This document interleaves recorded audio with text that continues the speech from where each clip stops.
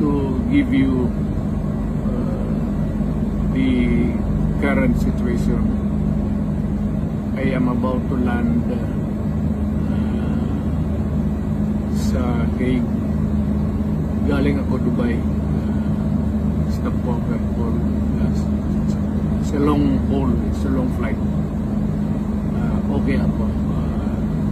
Do not worry. And I think this is something to do with the law and order noon.